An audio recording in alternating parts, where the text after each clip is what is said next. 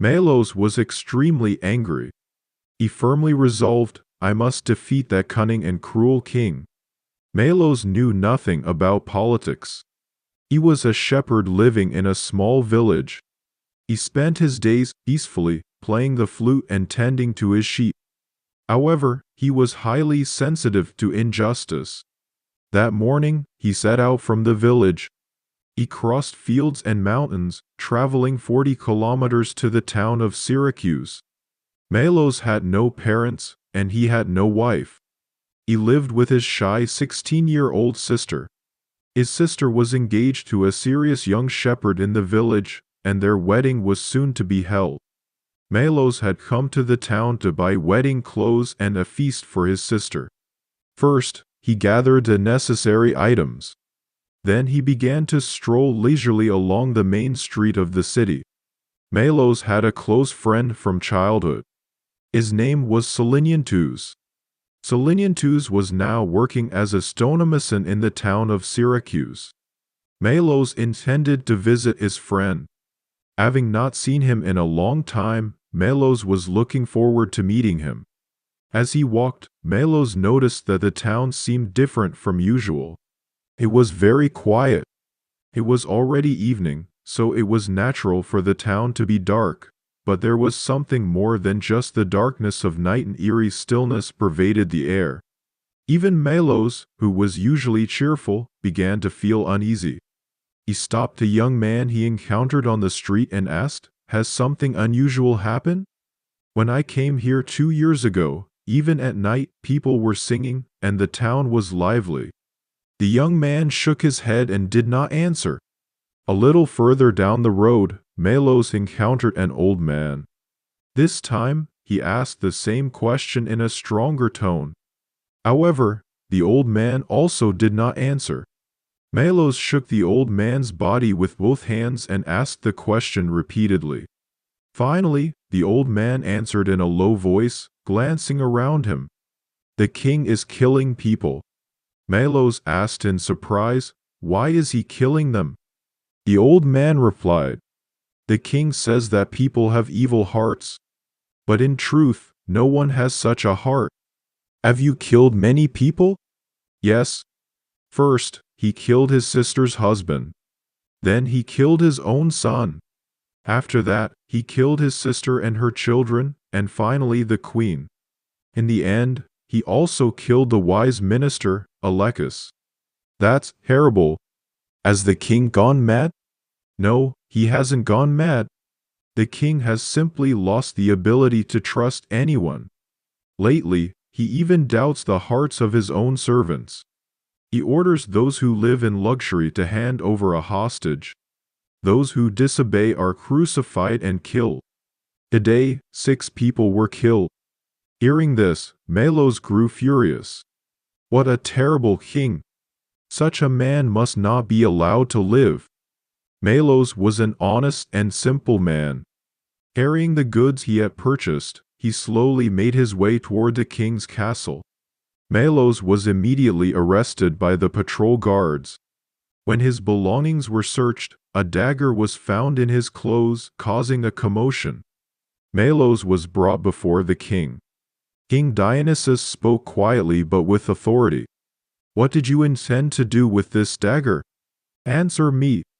The king's face was pale, and deep wrinkles were etched into his forehead. Melos answered boldly, "I intended to save this town from a tyrant like you." The king laughed derisively. "You? What a foolish man! You do not understand my loneliness." Melos retorted angrily. "Doubting people's hearts is the most shameful and evil thing you can do. You don't even trust the loyalty of your own people." The king spoke quietly. "It was none other than humans who taught me that doubting is the right attitude. You can't trust people's hearts. Humans are inherently selfish. You must not trust them." The king sighed. "Even I, deep down, desire peace," Melos retorted. "Peace? Peace to protect your position? Where is peace in killing innocent people?" The king raised his face angrily. "Shut up, you lowly creature. You may speak noble words, but your heart is transparent. You will surely cry and beg for your life when the time comes for your execution." Melos retorted, "MPH, the king thinks he's clever, but I am prepared to die. I will never beg for my life." However, Melos paused, looking down at his feet, hesitating for a moment. "However, if you would show me mercy, please grant me 3 days reprieve before my execution. I want to give my only sister a proper wedding. I will return within 3 days." The king snorted derisively. "Ridiculous! Do you think a bird that's been let out of its cage will come back? I will. I will keep my promise. My sister is waiting for me to return. If you don't trust me, there's a stonemason named Seleniantus in this town. He's my dear friend. I'll leave him here as a hostage. If I don't return by sunset on the 3rd day, kill my friend." The king smirked to himself. How dare he talk back? I'll never come back. I'll pretend to believe him and let him go, then execute the substitute on the 3rd day. That would be amusing. I'll show everyone that humans can't be trusted. The king said, "I will grant your wish. Bring the substitute here. If you do not return by sunset on the 3rd day, I will kill that man without mercy." Melos gritted his teeth in frustration and could say nothing. Serenantius was summoned to the royal castle in the dead of night. Before the tyrant Dionysus, Melos and Serenantius reunited after 2 years apart. Melos told Serenantius everything that had happened. Serenantius nodded silently and embraced Melos tightly. That was enough for the two of them. Serenantius was bound with ropes. Melos immediately set off. That night was early summer, and the sky was filled with stars. Melos did not sleep a wink, rushing nonstop for 40 kilometers through the night. The next morning, when the sun was high in the sky, he finally arrived at the village. The villagers were already out in the fields working. Melos' 16-year-old sister was taking care of the sheep in her brother's place that day. She was startled to see her brother coming toward her, looking exhausted. She asked him many questions. Melos forced a smile and answered, "Nothing. I just have some errands left to run in town. I must go back soon. But tomorrow, we will hold your wedding. It's better to do it sooner rather than later, isn't it?" His sister blushed shyly. Melos continued, "Are you happy? I've even bought you a beautiful dress. Now go tell everyone in the village that tomorrow is your wedding day." Melos staggered back home and decorated the altar to the gods. After finishing the preparations for the wedding feast, he collapsed onto the floor and fell into a deep sleep. When he awoke, it was night. Melos got up and immediately went to his sister's Fiasna's house. He said, "There's a problem. Please reschedule the wedding to tomorrow." The young man who was supposed to be the groom was surprised and said, "That's a problem. We haven't prepared anything yet. Please wait until the grape season." Melos said firmly, "We can't wait. Please, let it be tomorrow." The young man stubbornly refused and would not agree. Melos continued to persuade him until dawn, finally calming him down and gaining his consent. The wedding took place at noon the next day. As the bride and groom exchanged vows before the gods, dark clouds spread across the sky, and rain began to fall lightly. Soon, it turned into a violent downpour as if the sky had split open. The villagers felt the rain was an ominous sign, but they shook off their fears, endured the heat in their cramped homes, and sang cheerfully, clapping their hands. Melos spent some time with a joyful expression, almost forgetting his promise to the king. The feast grew even more lively as night fell. The people no longer cared about the heavy rain outside. Melos thought, "I want to stay here forever." He wished he could live with these kind people for the rest of his life. However, Maris's body was not his own. Knowing this, Melos whipped himself and finally made up his mind to leave.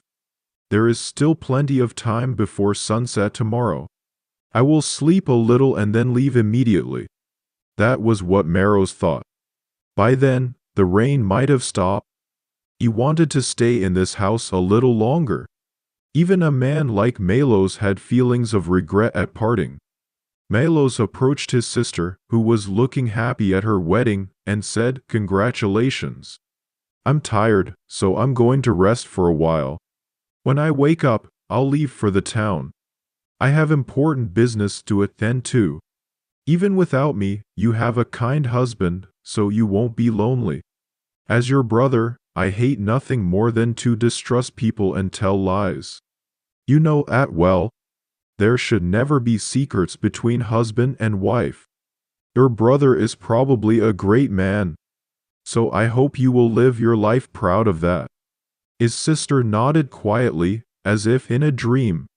Melos then approached the groom, patted him on the shoulder, and said, "We are unprepared.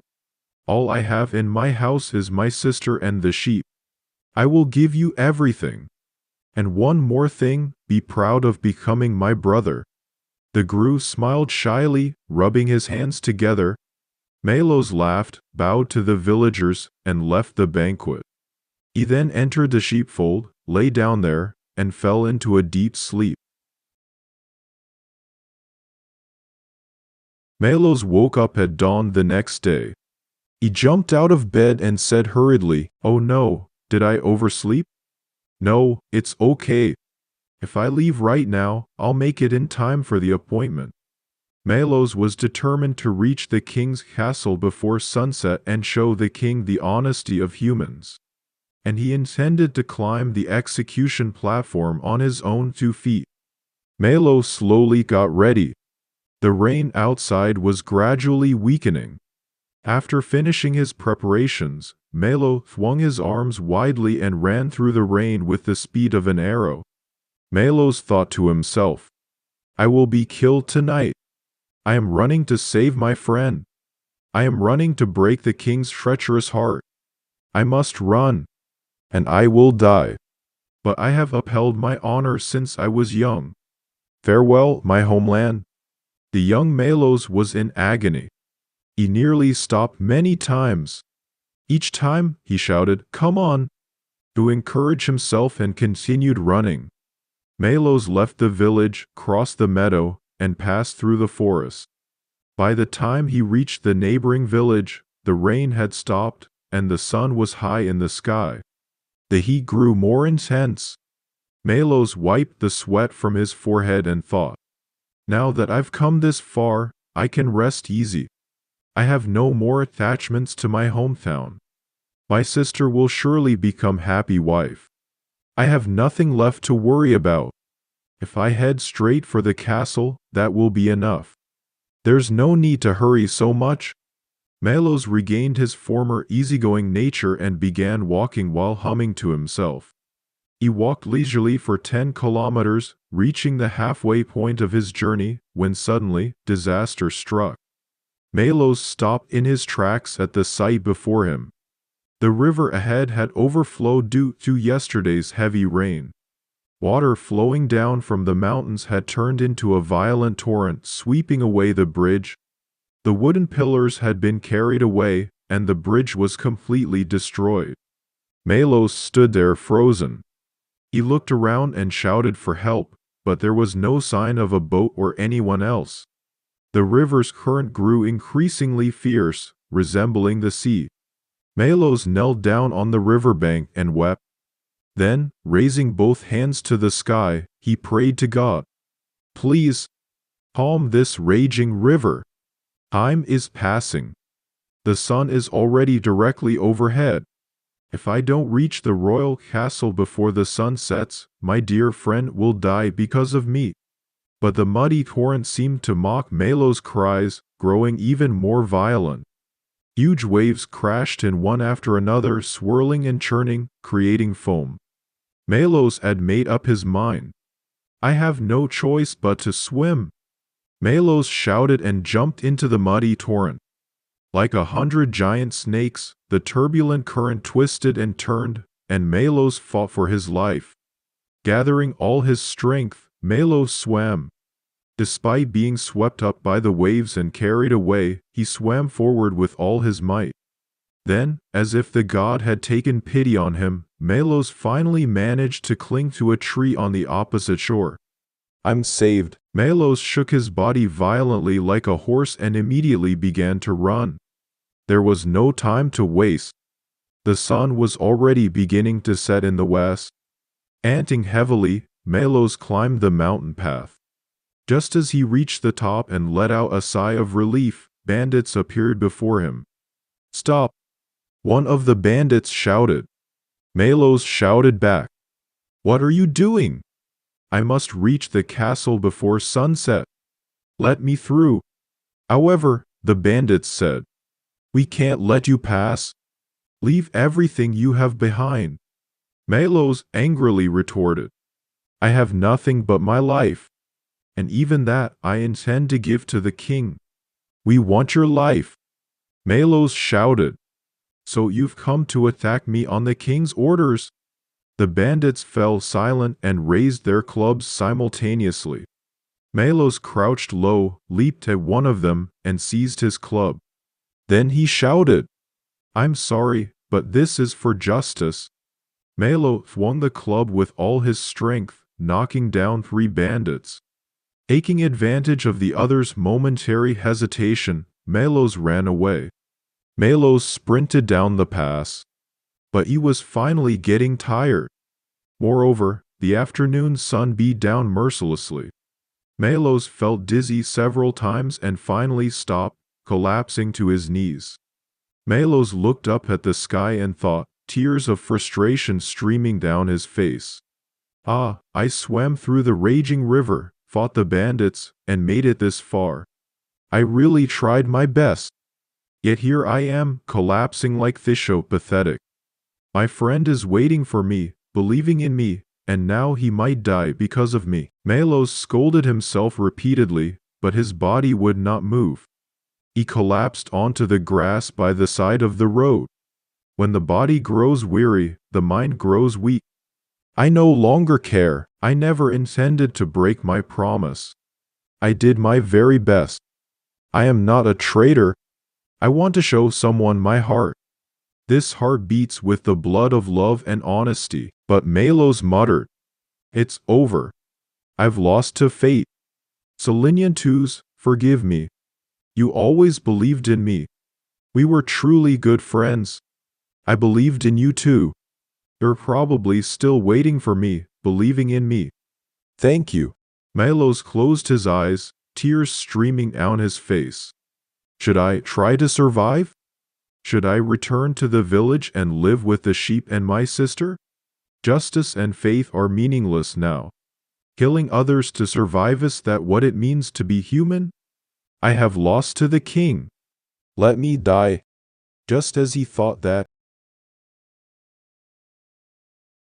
when Melos collapsed on the side of the road and closed his eyes, he heard the sound of flowing water. It was a small, trickling sound. Melos gently raised his head and listened closely. The sound of water could be heard right at his feet. Melos staggered to his feet. Looking down, he saw clear water gushing out from a crack in the rock. The water flowed gently, as if whispering. Melos knelt beside the spring, cupped his hands, and drank the water. As the cold water passed through his throat, he let out a long sigh. "Ah, it feels like I've woken from a dream." Melos thought, "I can still walk. Let's go. I can still do this." Thanks to the cold water, his physical exhaustion gradually subsided, and hope returned to his heart. It was the hope that would make him risk his life to protect his honor. The sun was already setting in the western sky, casting a red glow on the leaves of the trees. The leaves and branches glowed red in the evening sunlight. There's still time. The sun hasn't set yet. Someone is waiting for me. My fiend believes in me quietly, without any doubt. I am believed in. My life is not important. I must live up to that trust. That is all that matters now. Melos told himself. Run, Melos. I am trusted. The despair I felt earlier was just a bad dream. I was tired, so I had such a dream. There is no shame in that. Melos, you are a true hero. Look, you can stand up and run again. Thank you. I can die as a man of justice. Melos began to run. Pushing and shoving the people on the road, Melos ran like a black wind. In the wide field, a banquet was in progress. The people were startled. Dogs barked and chased after him, but Melos kicked them away. He leaped over a stream and ran faster than the sun, which was slowly sinking. When he passed a group of travelers, Melos heard someone say, "By now, that man must be crucified." Melos cried out in his heart, "That man's nations! I am running for him. I must not let him die. Hurry, Melos! Do not delay. Now is the time to show the power of love and loyalty." Melos' clothes were almost completely torn. He was nearly naked. He could barely breathe, and blood trickled from his mouth twice, then 3 times. Still, Melos' eyes were fixed ahead. "I can see it. That's the Tower of Syracuse." Bathed in the setting sun, the tip of the tower glistened. At that moment, a moaning voice carried on the wind. "Mr. Melos." While running, Melos asked, "Who are you?" The voice replied, "I am Philostrates. I am a disciple of Cerinuntius." The young stonemason was also running after Melos. He shouted, "It's no use. It's useless. Stop running. We can't save him anymore." Melos shouted fiercely, "No. The sun hasn't set yet." Philostrates said sadly, "Right now, Cerinuntius is being executed. You're too late. If you had been just a little sooner, you could have made it." Melos stared at the sun and repeated, "No. The sun hasn't set yet."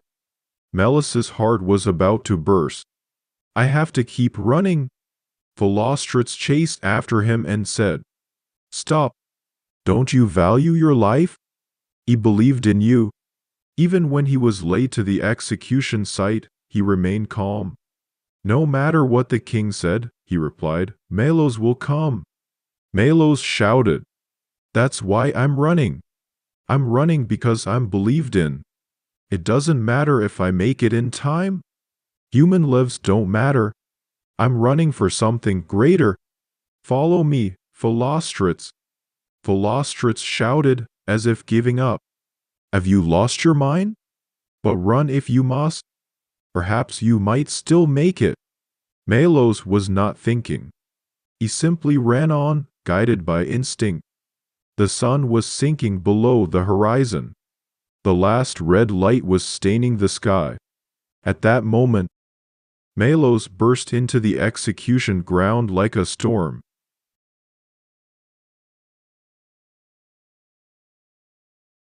Melos finally burst into the execution ground. The setting sun cast its last rays, about to sink below the horizon. Melos tried to shout, "Wait! Don't kill him! I've come back here as promised." But his throat was constricted, and only a hoarse whisper escaped his lips. The crowd did not notice Melos' arrival. The execution pillar had already been erected. Cerinuntius, bound with ropes, was slowly being hoisted upward. Melos, seeing this scene, mustered his last strength. Like swimming through a muddy current, he pushed through the crowd and moved forward. Melos shouted, "It's me, executioner, it is I who should be killed. I, Melos, have returned here. Cerinuntius was only here as my substitute." Melos rushed up to the execution platform and clung to Cerinuntius' legs as he was being hoisted up. The crowd murmured, "Brave! Spare him!" The people shouted in unison, Soon, the ropes binding Serenuntius were cut. Melos, tears welling in his eyes, said, "Serenuntius, strike me. Hit me as hard as you can on my cheek. I had a bad dream in the middle of the night. I didn't doubt you, but there was a moment when I felt a weakness within myself. If you don't strike me, I don't deserve to embrace you." Selenuntus nodded as if he understood everything and struck Melos's right cheek with all his strength. The sound echoed throughout the execution ground. Then, with a gentle smile, he said, "Melos, now strike my cheek. With the same strength as you." In truth, over the past 3 days, there was a single moment when I doubted you. For the first time in my life, I couldn't fully trust you. Therefore, I too must be punished. If you don't strike me, I cannot embrace you. Melos clenched his fist and struck Serenuntius' cheek. "Thank you, my friend." The two said this simultaneously and embraced each other tightly. They wept tears of joy aloud. Sobs could be heard from the crowd. Behind the execution site, the tyrant Dionysus watched the two silently. Soon, King Dionysus slowly approached the two, his face flushed, and said, "Your wish has been granted. You have defeated my heart. You have taught me that the heart that believes is not mere fantasy or delusion. Please, will you not accept me as your comrade? Please, hear my wish. I too wish to be one of your comrades." At those words, a loud cheer erupted from the crowd. "Long live the king! Long live the king!" A young girl handed a red cloak to Melos. Melos was unsure what to do and hesitated. Then Serenuntius whispered to him, "Melos, you're as good as naked. Put on that cloak quickly. This lovely girl is too embarrassed to let everyone see you naked." At those words, Melos turned bright red.